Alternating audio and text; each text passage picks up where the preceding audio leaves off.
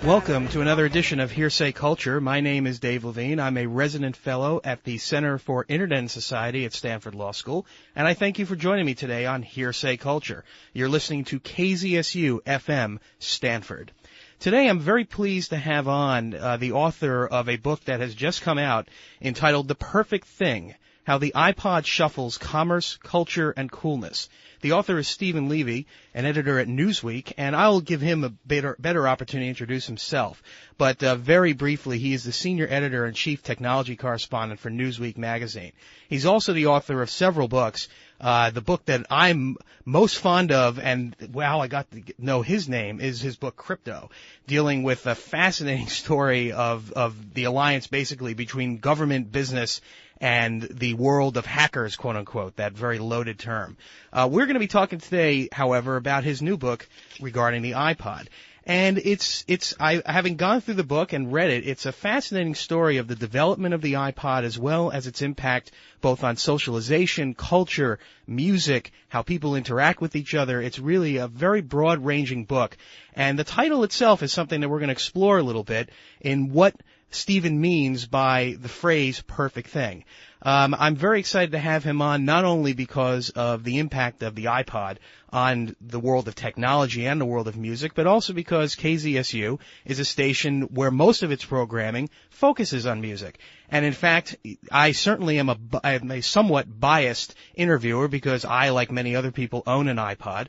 In fact, I have a new video iPod, and I've enjoyed not only listening to music on it, but I've filled it up with more and more video, and I was skeptical about how much video I'd really be watching on my iPod.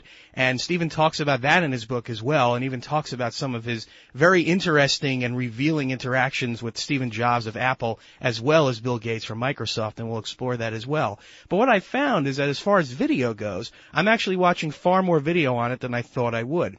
On the other hand, I do share some of the concerns that are raised by individuals in Steven's book regarding the impact that the iPod has on how people view their world and, in fact, how they interact with each other.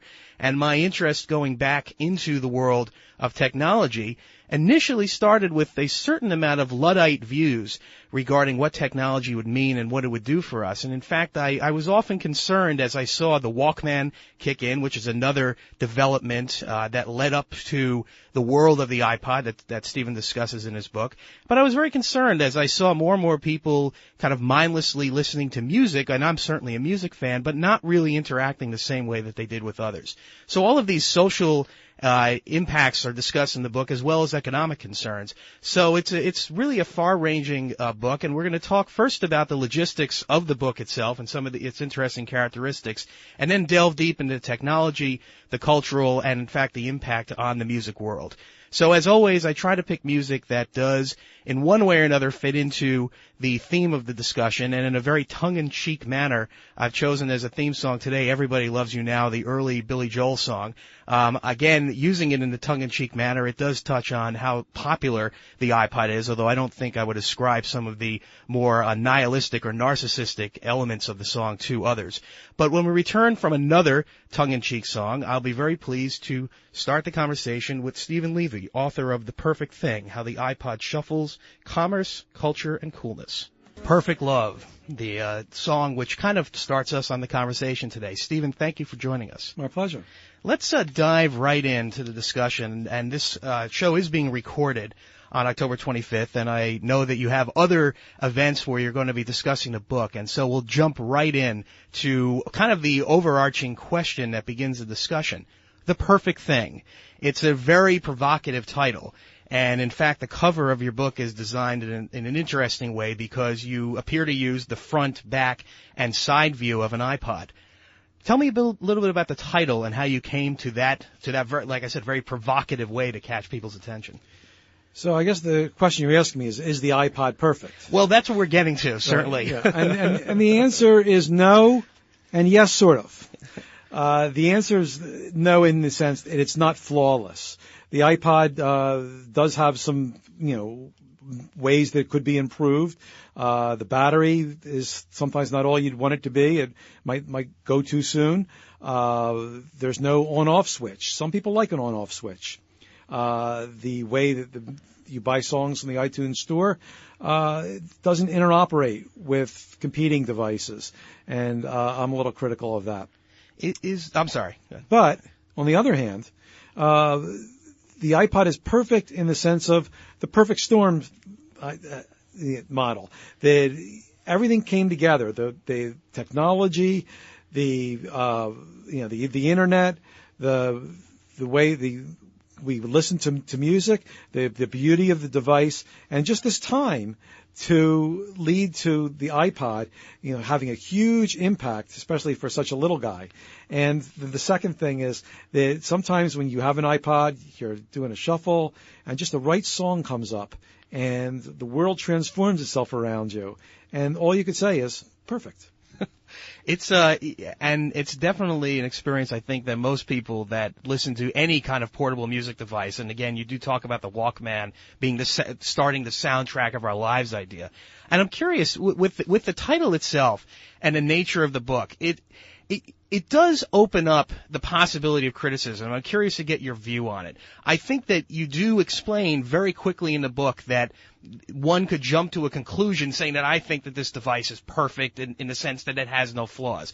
And almost immediately in the book, you dispel that notion. But I'm interested, as you went through the book, and as you really looked at these different areas, and we're going to discuss some of them shortly, did you find that you felt that the device was more or less perfect than you initially thought when you started doing the research and started doing the writing? Well, I don't know if it would say more or less perfect. That the explanation I gave probably is where I started on perfect and where I finished on perfect. Uh-huh. And really, the perfect thing started off almost as a working title. And as I got deeper into the book, I realized, actually this can be the title because, of the reasons I mentioned. And maybe it is a little provocative in that sense. And maybe some people will say, oh my God, is this an advertisement? But as you say, if you read the book, I get to what I mean pretty quickly, which you could agree or disagree with. But what I did get, as to get a deeper understanding of the iPod as I went on, was just how deeply it affected people and how much it wormed its way into our culture. The iPod became a metaphor. We talk about Google being a verb, but the iPod is a metaphor. People talk about the iPod generation. What does that mean? It could mean just young people, because young people use the iPod, but I've seen it used a lot in terms of saying this generation has a short attention span. They want to go from one thing to another. They got their hand on the skip neck button. And then I hear talk about the iPod of the brain. Mm-hmm. What does that mean? That means the center of your brain, you can listen to music, the center of brain where you can remember things, go on to the next thing. I've heard of, and then there's just the generic, the iPod of X. And that means a wild success. I saw a story in the New York Times the other day talking about the iPod of apples, not Apple Computer, but the fruit. And it was just one new strain of apple, which was wildly successful. And, what's a synonym for wild success? And that happens to be iPod. Mm-hmm. It's an interesting parallel, and I think it also touches on another logistical issue with your book, or logistical change, something that you don't see too much. In focusing on the shuffle capability of the iPod, you've also shuffled chapters of the book. And when I read the introduction, I was thinking, well, this is kind of is it something that changes the nature of how you read the book? Is it gimmickry, or is it really what I think you're trying to do here? And I want to get your probe it a little bit more deeply. The idea that just like an iPod, where you can randomly, or the machine will theoretically randomly pick songs, although you point out some of the odd coincidences of how some of those songs may be selected in order, is the ultimate idea here that we're shuffling the things around us, and that this book is a representation of the fact that there is information coming in different ways, and how you consume it from beginning to end impacts your appreciation of it. I want to kind of probe that a little bit, because aside from the logistical issue of how you go about putting together a book with multiple versions, what is your thinking on the need to shuffle the chapters of your book? Well, what you said. Mm-hmm. I became enamored of the shuffle function of the iPod. Very early on in my experience, when I got my first iPod, I just loaded it up with the CDs, and because I wanted to see what it was like to have 1,000 songs in my pocket, like Steve Jobs promised I would.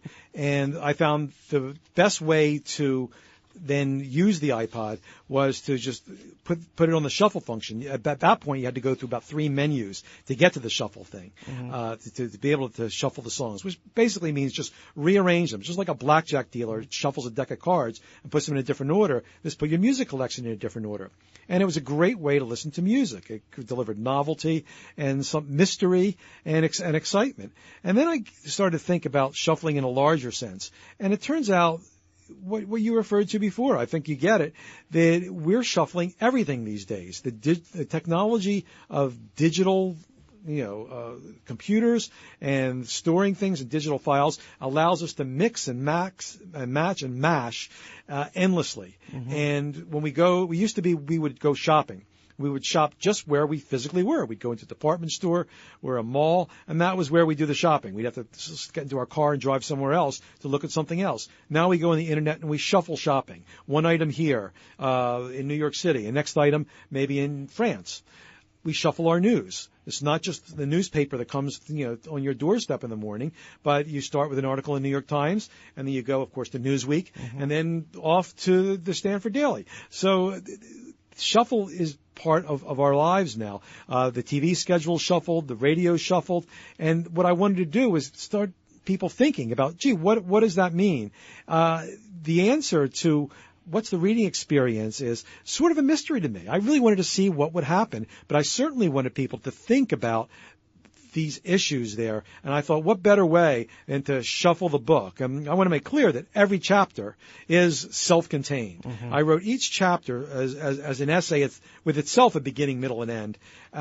So besides the first chapter, which is the same in every book, sort of an introduction, you could, then read the book without fearing that you were going to miss something or something came out of sequence. And it's interesting because the book having just come out, I think it was officially out on Monday. Is Correct. That right? It's way too early to get the reaction, but be curious as you talk about this book to see whether you can sense how people are reacting to it based upon the order in which they read it. The version that I have. Yeah, what's chapter 2? That's how I name the shuffles. Chapter 2 is personal in the version that I have, which to me made sense, partially I think because it's a particular interest of mine, the impact, which we'll go to in a moment. But one other question about the order of the book. You indicated that the first and last chapters are in the same order in every version. So it's the middle chapters, if you will. Right. The last thing is sort of like a coda. It's just a couple pages. So I think really there's 9 chapters. The first one, is stationary, and then the coda ends. So I wanted to be able to just fix the words you had going out of the door there. And it makes sense because the first chapter is titled Perfect. So you're dealing with that issue up front. Let's turn to what is my second chapter, Personal, because as I mentioned in the introduction, it's an area of particular interest to me. You have an interesting quote on, again, I normally I would go by page number, but that may not mean as much to people who are maybe listening to it with a copy, but in the chapter... Incidentally, there's an index in every book, and there's 4 different indexes. That's got to be even more work on the end of putting the book together. My family, both of my parents are in publishing, and I'm very familiar with how books are made, as well as how books are edited. Well, if I could just give one funny story here. When I proposed this to Simon & Schuster, my editor was pretty wary about this. He's a very conservative guy. But the publisher, who's also, fortunately, a friend of mine, is more of a roll the dice kind of guy. And he thought, what a good idea. And we all decided that we would see what the production staff said, see how they regarded it. And they thought this is going to be great because they do the same thing all the time. This is different. And then this summer, my son, who was 16, took a writing course on a university campus. And he was talking to the authors, the writers who teach the course, and they were talking about fictional techniques, and they were sort of down on the whole idea of Julio Cortázar giving a different order to read in the novel Hopscotch and things like that.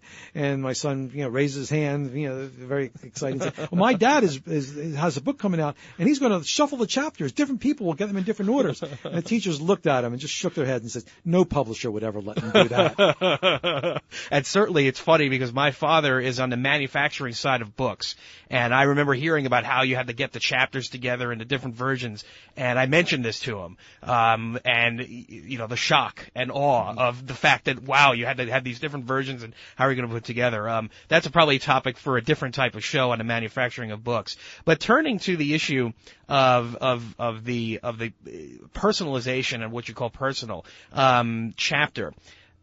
I'll quote you to you as a way to kind of begin a discussion. But you say in what is page 2 of that chapter, has the iPod destroyed the social fabric? You ask these as questions. Has it transmorgified us into a zombie culture? And really that's something that I've always thought about. And I'm curious to see, you talk extensively in the book about, and in fact you use the word Luddite on the following page, you talk extensively about how people use the iPod from everything from a way to deflect suitors that might be approaching them to allowing themselves to escape from whatever concerns they might have.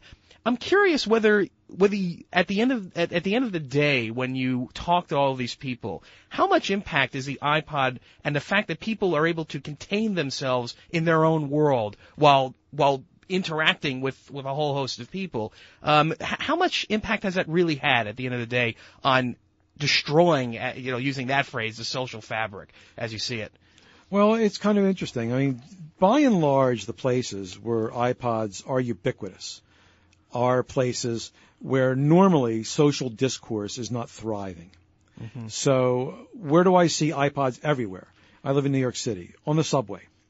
I would say that it's very rare that you're in a normally crowded subway car without seeing a dozen people with iPods. Mm-hmm. The gym, majority of people, iPods. I just read recently that I think Nike did a study, and it used to be that 25% of people would exercise to music. Now it's 75%. Now, these are places, and these are environments where music will do nothing but enhance your surroundings. Mm-hmm. What seems to happen is there are people who simply see other people with iPods, with those earbuds, and they're enjoying themselves. And it's almost a disapproval. I actually compare it a little to recreational drugs. That some people just can't stand other folks, having a good time with them. Now, obviously, iPods, I guess maybe effects on your ear canals aside, don't have those sort of side effects. Mm-hmm. And so we could take that out of discussion. But when I actually talked to the first person who experienced that personal audio cocoon, he specifically related it to drugs. And I think it's kind of interesting that some people just can't stand other folks having fun. Mm-hmm. Yeah, and it raises that issue, which is something that musicologists often talk about, which is music being background to our lives. And there's a real interesting discussion that exists, and it's not just among classicists or fans of opera, but really across the board, that musicians often feel that the music that they've created is meant to be listened to. And in traditional sense of how people used to listen to music, going back a matter of decades at this point, it would be a family event. And you have, the image of the family gathering around the radio or around the Victrola or around the cylinder machine going back 100 years, and simply doing nothing but listening to music. I'm curious to get your sense on whether the iPod is exacerbating that kind of issue. In other words, that music is not meant to be enjoyed for in and of itself, but that it's accompanying other parts of what you do. Well, I guess in theory, I mean, a lot of people use the iPod with speakers. Mm-hmm. And, it is a different experience in that case. What often happens when you take an iPod and you put it into a speaker, and whether for a party or a wedding, it's very popular for weddings actually, Mm-hmm. or just, relaxing with some friends, it sort of becomes, an issue, and this gets into the chapter about identity, about, who's the person with the iPod? What does that person put on his or her iPod? What can we think about that person with the iPod? Gee, that's kind of interesting. I was at a dinner, this past summer, and the iPod, that was providing the music, belonged to, a guy who was, I guess the head of a small independent record label, and also a member of, sort of a semi-well-known, band himself. And it wasn't the music that came out. It was what this music said. Boy, what's he listening to? Right. So that's a little different. I think you do have somewhat of a point there, but I think most people use the iPods just in a one-to-one experience. That you and your iPod. And I think I trace that back really to the Walkman, when Sony felt that, people are going to want to share music with this Walkman with other people. All the original Walkmans had 2 headphone jacks, and they even had a little hot button that you could communicate with the person you were listening to talk over the music, and a little microphone there. But people didn't want that. People wanted that one-to-one connection with them and their music. It's on a personal level, my wife has often threatened to destroy my laptop because it's perennially on when I'm home, and I'm listening to music, as I do, and like I said, the caveat that I offer is that I do have an iPod, I subscribe to iTunes, but it also is even in one's home, the computer itself, which is different than the iPod to be sure, has that intrusive effect, and so it's an interesting area to discuss. And it's probably beyond, it's certainly beyond the ken of this book, but the sociological impact of technology is a huge issue, and something that I know you've written about in other contexts, and a topic for another day, and it's something I'd like to explore in future shows, but we'll move on to other parts of your book and kind of touch on as many issues as we can. You have a chapter entitled Cool, and cool the word itself is interesting, and I've found, and this is the lawyer's anecdata, its lack of empirical evidence, it's just my own sense. Cool is a word that seems to be more and more associated with not just the traditional high school mentality, but really is an element of how technologists and people that are marketing technology think about how they're going to create their particular device, the iPod or any other, and also how it's going to be perceived. I want to ask you a broad question about the term itself. Do you find that it's more and more being used by people from Steve Jobs to journalists covering the field? And what does the word mean to you? Well, I think the word probably has its widest use since I've been following the language. I mean, the word's been around for quite a while, but the word has really gone massive. It isn't really used by any subculture. It's not, the word cool isn't hip. It isn't not hip. Mm-hmm. It's a word that everyone uses. And the reason why I sort of focused the chapter of the book around coolness is because you mentioned it is such an objective term. On the other hand, the iPod actually gives us an anchor to discuss coolness. Mm-hmm. No one doesn't think the iPod is cool. Mm-hmm. And I even talked to an academic who said, well, it's the coolest thing in the world, and he's measured it. So I thought, by looking at the iPod, maybe we could actually get a better sense of what coolness is, because finally we have something everyone agrees this is cool. Here's a data point. We're trying to get our fingers around this jello, and all of a sudden we've got a solid spot to hold on to. Mm-hmm. So I use that as a jumping off point for a discussion of cool, for discussion of what makes the iPod cool. Does the iPod try to be cool? How does Apple manage coolness? What does Apple think of coolness? And then I finally wind up talking about design, which is really, I guess, probably a key component to why people think the Apple's cool. In the world of coolness, you describe a situation that only you could describe in showing the first generation iPod to Bill Gates and how he studied it. the most open-ended question I could give. Can you shed a little more light on that experience of bringing this new device, which was greeted somewhat skeptically, even within, as you describe it, within the journalistic and technology world when they saw it? But can you describe for us in a little more detail what it was like to show this device to Bill Gates? Yeah, it's kind of funny. Sometimes you're in a situation where, in order to tell a story, you're just going to drop a name. Actually, one of the reviewers sort of tweaked me for being a name dropper in this, but I have to say it. This really happened.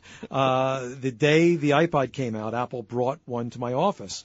Not because I'm a nice guy, because I write for Newsweek, and I write about this stuff.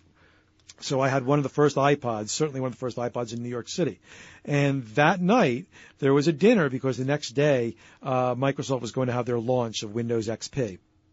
So I was invited to a relatively small dinner with Bill Gates and a bunch of other journalists sat at our table there, and I was sitting next to him. And towards the end of the dinner, when most of the other folks had filtered away, we were talking, and I said, "Bill, have you seen this?" And I reached into my jacket and I pulled out the iPod, which he had heard Apple had released a device like this, but he hadn't seen one. So it was a really fascinating thing to watch. It reminded me of a movie that maybe I saw or maybe I didn't see, where some space alien comes to Earth and he's trying to grok, to understand all these strange things on Earth. So he sees this thing, Bill picks it up, and it's almost like you can hear a giant sucking sound as the attributes of this thing, come into focus. And he's twiddling it around, he's going from feature to feature, and he's going through the menus, and he's punching this and looking at that. And finally he looks up, and he says, this is really a great product. And this is only for Macintosh? Which back then, of course, it was. Right.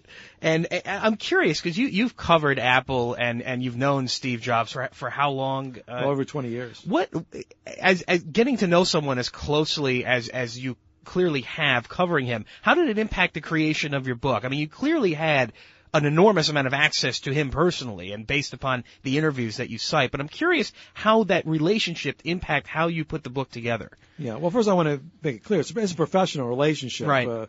We don't go out for beers or, nibble on veggies together. Fair enough. But, we do see each other fairly often because, I cover Apple on a regular basis. And I think because we go back, there's a comfort level in his talking to me that he might not have with someone, he just met. So, I've been lucky enough in covering the iPod to have a conversation with him virtually every time something new came out, a new next generation iPod, the iTunes Store, the Shuffle, et cetera. And, that really helped me a lot. And I think that, because we go back, he will often say things to me, "Well, remember when this," and, we're roughly of the same generation. He actually is a couple years younger than I am, but a lot of the same influences and, are shared. We both love Bob Dylan and things like that. So sometimes we will get into conversational byways that aren't strictly, technology related. When we return from a short music break, I want to turn to some of the interesting elements of the iPod, including the world of digital rights management that's found in iTunes and certainly has been the subject of a lot of academic discussion as well as discussion just among people that like to listen to music. So we're going to take a short music break, and when we return on Hearsay Culture with Steven Levy, author of The Perfect Thing, we'll start the discussion really looking at some of those interesting technological elements of the iPod. You're listening to KZSU. You have Pete Townsend decrying the world of popular culture, and the iPod being something that we talk about coolness, can often be perceived different ways when you have the element of popularity and what's cool and what's popular there. I use the tongue-in-cheek version of that song here to kind of end the discussion dealing with coolness and turn to some other interesting issues. But before we return with Steven Levy, I just want to do what I always do at the bottom of the hour, which is to ask you if you enjoy listening to KZSU, not only to this show, but to other music programming. If you do, there is always a need to donate to KZSU in order to keep its programming on the air. So if you'd like to donate, feel free to email KZSU at underwriting at kzsu.stanford.edu. Again, that's underwriting at kzsu.stanford.edu. And otherwise, please keep listening. So we're back with Steven Levy, author of the book The Perfect Thing, and I want to turn to some of these technological elements and how the iPod actually gets the music that it runs. So the iTunes Store is something that you discuss in the book, how it developed, and the fact that it's not a web page, but in fact is a standalone program that integrates directly with the iPod. But you talk about some of the history of how it came to be that the big five, as it were, music companies, BMG, EMI, Universal, Sony, etc., actually went along with the iTunes model. And I want to first kind of get your sense of something that I think often perplexes people when it comes to how iTunes and the iPod work, which is the issue of pricing. And there's been the debate raging for the past year or so, certainly, about the 99-cent model. What's your sense of the pricing model in terms of how the iTunes Store operates, and whether it really should change from the standpoint of popularizing the downloading and the sharing of music?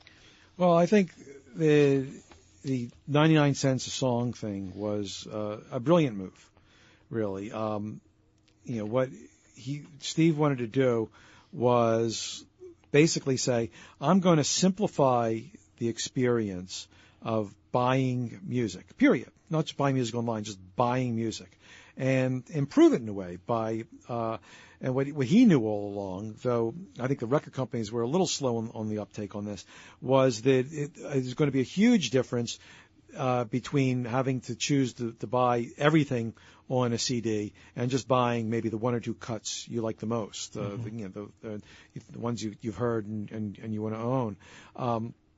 The record companies were just really reluctant in general to go into internet music, but they knew that they had to do something because their customers were leaving. They were going out the door, and they were getting music for free illegally. And when Steve presented to them, and he had a very organized way of doing this, a complete plan. He did the whole thing and demonstrated to them how the store would work, what it would cost, how the rights would work. And he laid all this out, and there was some negotiation. But basically, he took each company, the executives, took them up to his boardroom and gave them a show, showed that he cared, and he had some credibility because he was also the head of a movie studio, remember. He was the CEO of Pixar. So he even got right who to approach first, and to get the big dominoes down, so he'd do the rest. So that's how he did that. Now, in answer to your other question, there, my personal feeling is ultimately the best thing for the music companies and musicians and everyone would be even a lower price than 99 cents. I believe that if it were 49 cents. You'd sell more music, and you would have a net revenue gain.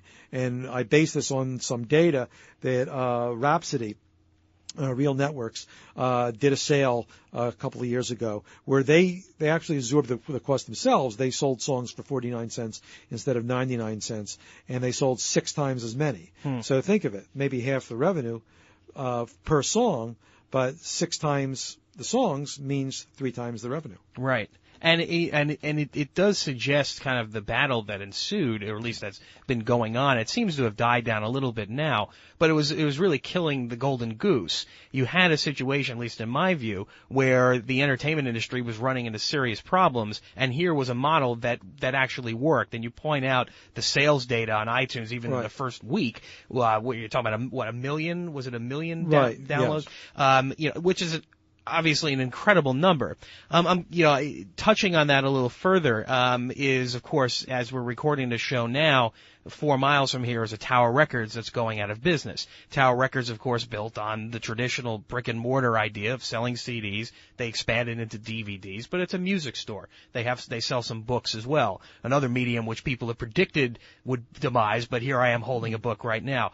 Do you think that the iPod can affect a change in how the entertainment industry markets itself? In other words, the Tower Records model is something which really, at the end of the day, wouldn't survive unless they decided to sell a different product. And for reasons that are related to finance and not necessarily anything else, the chain's going out of the way. But clearly, CDs are not the popular means of listening to music now. What about the iPod? Where does that take us? Well, I think we're just beginning to scratch the surface of where we can go with digital music. Clearly, the business to be in the 21st century is not selling CDs. With the exception of maybe a couple specialty stores along the Amoeba model with an unbelievably huge catalog and a great experience in the store with a band playing and, and guys who, and women who know more than you do, we could talk about, what's there. The action's going to be online with an unlimited catalog, the cuts you want.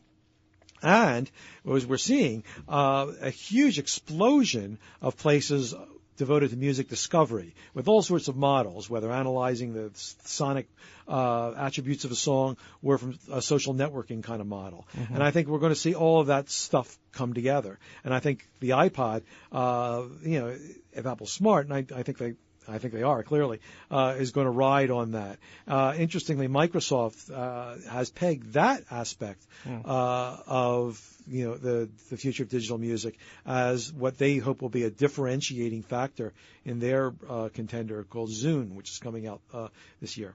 And that touches on another area that I wanted to discuss briefly, which is the antecedents to the iPod, but also its competitors. You actually you point out an interesting anecdote, which is that one of the major entertainment companies, the head of Sony, Sir Howard Stringer, pointed out during this discussion that in fact they had missed the boat and were working on a similar device to the iPod with IBM and abandoned it for reasons that you pointed out were based upon how to write the perfect legitimate download, which gets into the area of copyright that I want to talk about.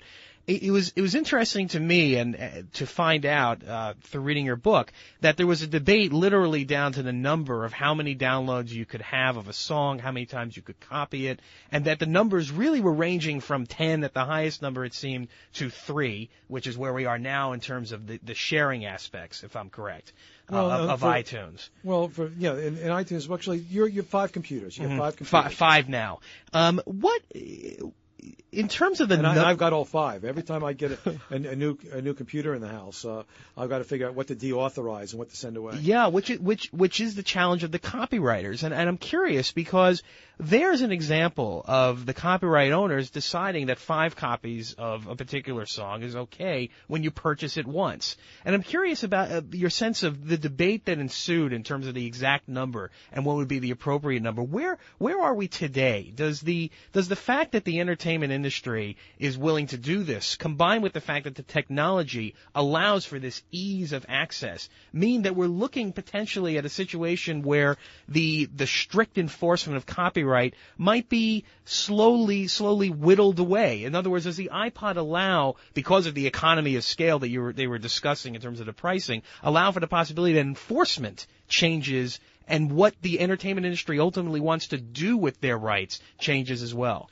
I think the most positive force in terms of helping the record labels deliver, or approve of a package of rights which is, good for the user and makes, buying of music digitally attractive. The most positive force is the existence of illegal file sharing networks.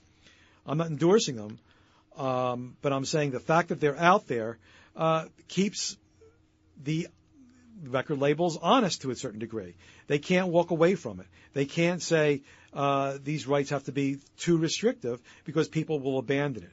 And that was Jobs' argument to them. Recently, you mentioned they wanted to raise the prices. I did an interview with him in conjunction with an excerpt that ran in Newsweek a couple weeks ago. And I asked him about this. And he said, look, what we told them was, if we raise the price now, people will say, wait a minute, this was the deal we struck with you. Forget it. We're not going to do this anymore. We're just going to go back to being pirates. Mm-hmm. And I think that by and large, what has to be done is that we need music systems, rights protection systems that don't seem like they were written by lawyers. Mm-hmm. And that don't seem like they were written by engineers, because that's hard to use, but seem like they were written by fans. Mm-hmm. And the best copy protection system, if we're going to have one, is one where that an honest person isn't even aware that the restrictions exist, mm-hmm. right? So to say that you can't make more than 10 burn more than 10 CDs with the same playlist, I could live with that. Why would I need to burn more than 10 CDs of the same CD? Mm-hmm. That wouldn't be backup. I mean, clearly, I'm making them for someone else. My son's making them and selling them in school. I could live with that. Mm-hmm.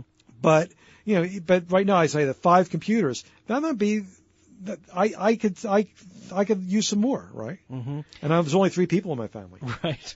And the 10 seemed like a surprisingly high number, actually, to me, given again the perception that we have of how these rights are being enforced. The DRM world being one rife with at least initially, of the CD that's sold. Right. I think it's down to 7, incidentally. And yeah, they knocked it down. And I was curious, is there what brought that number down? Do you have any insight onto where these numbers are coming from at the end of the day? Well, you said it yourself. Yeah. 10 seems surprisingly high. Yeah. Well, guess what? You're right.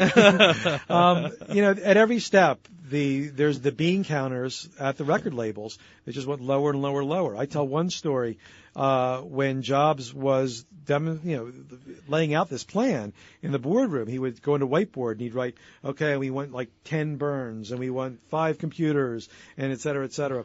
And in one of them, one of the bean counter types, one of the lawyers at one of the record labels got up and actually infuriated Steve by wiping that number clean and writing a lower number. And at the end of the day, it looks like Steve Jobs was able to convince that the number should be where it was. Effectively. Yeah, well, effectively, I'm not sure if he got all he wanted in terms of that, but he got essentially what he wanted was to create a system where you wouldn't feel that there was Big Brother looking over your shoulder as you use the product. Mm-hmm. The competitors that we've mentioned, and you mentioned Zune, you also talk about Creative in Singapore, and other MP3 makers. How effective do you see them being in potentially? I mean, recognizing, of course, that iPod is still dominating the market and iTunes is clearly the league winner, when it comes to sales. How effective do you see these competitors in being able to take on the iPod, iTunes monolith that exists today? I think it's pretty unassailable in this current iteration of technology. But when it comes to, say, music and phones, who knows? That's a different story. Mm-hmm. Everyone talks about Apple coming out with a phone. That's the big rumor. They haven't shared their plans with me, but maybe Nokia could do it better. I don't know. Mm-hmm, mm-hmm. Is there a market to be served by other MP3 players? In other words, when we talk about this device having all of these capabilities, having the shuffle function, having the video, potentially the phone now, is at the end of the day, do you think, more than one iPod type device that plays MP3s? Well, not necessarily, but different strokes for different folks, mm-hmm. right? Some people just like having something different than everyone else has. Mm-hmm, mm-hmm. And that gets back to the coolness idea that we were talking about initially. Right, but it's interesting because iPod, I asked Steve Jobs about this. I said, well, Dick Cheney's got an iPod. How cool can it be, really? And, are you worried that people are going to think, look, my grandmother's got an iPod, and maybe I should get something else? And he had a funny answer. He said, look, you don't want to not kiss someone just because everyone has lips. That's a good way to put it too. Is let me, in the few minutes that we have left, I kind of want to touch on getting back to what we discussed initially, the shuffle idea. And two quick questions on that to close the discussion today. First of all, in your sense in the people you've spoken to, how many people are using the shuffle function? In other words, when it comes to the people that you chatted with, I don't know if this came up in your discussions, but the shuffle function is one of many functions that the iPod has. And we talk about the contiguity of an album, the idea that that traditionally the Beatles and others had an album where they purposely chose the order of the songs, whether they were a thematic album or not. I'm curious, do you have a sense of how many people are ultimately shuffling their entire music collection and how many just make a playlist of songs that they particularly want to hear in a certain order? It's anecdata, again, getting back to the lawyer stuff, but I'm curious if you had any insight on that. Well, it's interesting. I actually, in my asking people, somewhat fewer people than I would expect actually do the shuffle there. I think people have to sometimes stumble across it and discover it on their own. Mm-hmm. A lot of people do it, but a lot of people don't think to do it. And I tell them, look, the next time you take a plane ride, just press that shuffle button. And I mentioned before, when I first used it, you had to go through 2 menus to find it. And Apple quickly recognized that, gee, this is something that people want to do, and they put shuffle in the top menu, just shuffle songs. Mm-hmm. I think that when people try it, they're often delighted. To close the discussion, I just want to, in your coda, you asked the proverbial question that I'll ask here, which is, how do you see us remembering the iPod, this device which was invented about 5 years ago, really, and is now such a major cultural item, not just for people that listen to music, but for people that, like you say, want to be cool? I think it's the little device that helped walk us into a new era, into an era of digital media, which could be mixed, matched, priced differently, different business model, delivering us different kinds of pleasures and entertainment. And we're going to look back to this period in particular as just as the era where the iPod took over. The iPods of the future probably won't look as much as iPods as the ones we have now do. And we'll look back at that. Maybe the way some people look back at the first era of transistor radios or things like that. But this is definitely the age of iPod we're living in. Steven, thank you for joining me today and discussing your book, The Perfect Thing, How iPod Shuffles Commerce, Culture, and Coolness. Thank you, David. It was a pleasure. Great discussion. Terrific. That was Steven Levy, and you're listening to Hearsay Culture.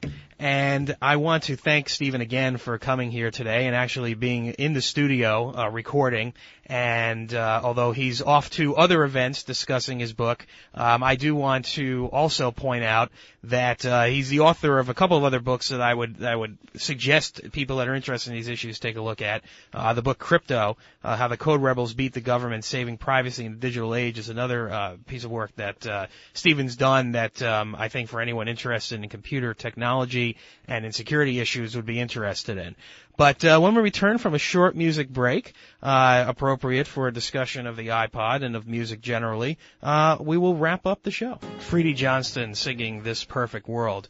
Again, the book was The Perfect Thing, How the iPod Shuffles Commerce, Culture, and Coolness by Steven Levy, Newsweek editor out of Simon & Schuster. And, the discussion today really kind of gets me to the point where the focus of the show is heavily on technology, but it also increasingly is on music. It's a personal interest of mine. But it's also so much, the music world has been so heavily impacted by technology across the board, both in how it's created, how it's been marketed, how people access it, that it really is a very appropriate crucible to look at technology's impact on the world. Music is something that, as I was discussing with Steven, is an area that both is studied professionally by musicians who will listen to a song often for the technical capability of the musicians, to people that listen to music casually in the background, to people that have particular interest in not only the music but the lyrics. It has the sociological impacts and sociological roles, as well as being something that people just generally enjoy and oftentimes will build a large part of their life around.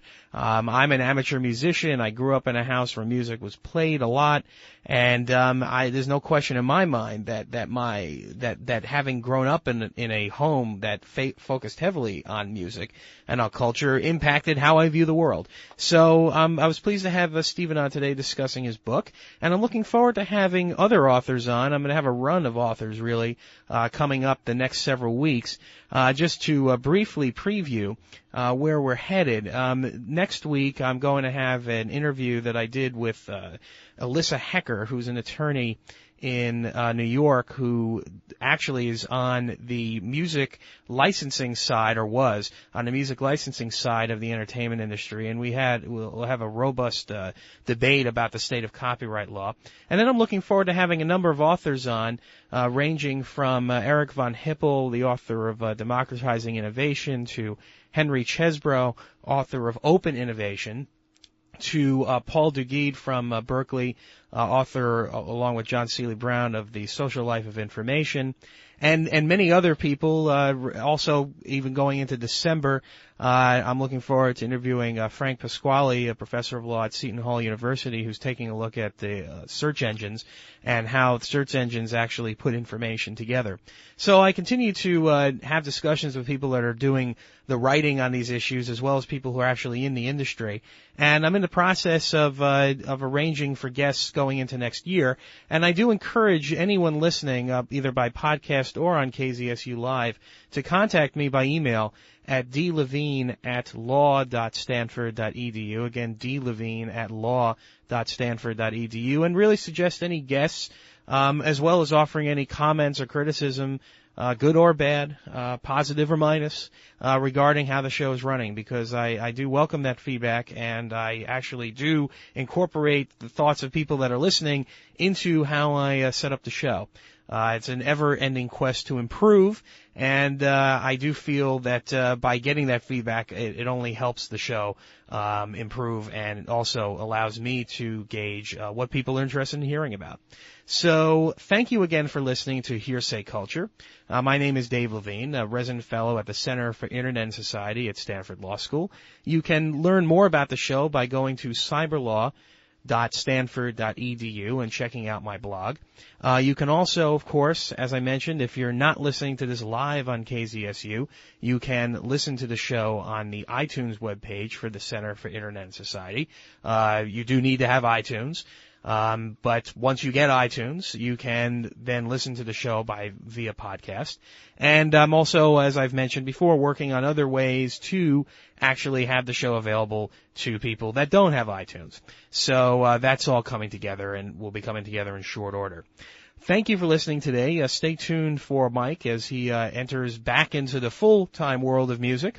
Thank you for also listening to the show by any means possible. But I do look forward to talking to you next week, and I also look forward to hearing from you as we continue to quest to make Hearsay Culture the most dynamic show that it can be.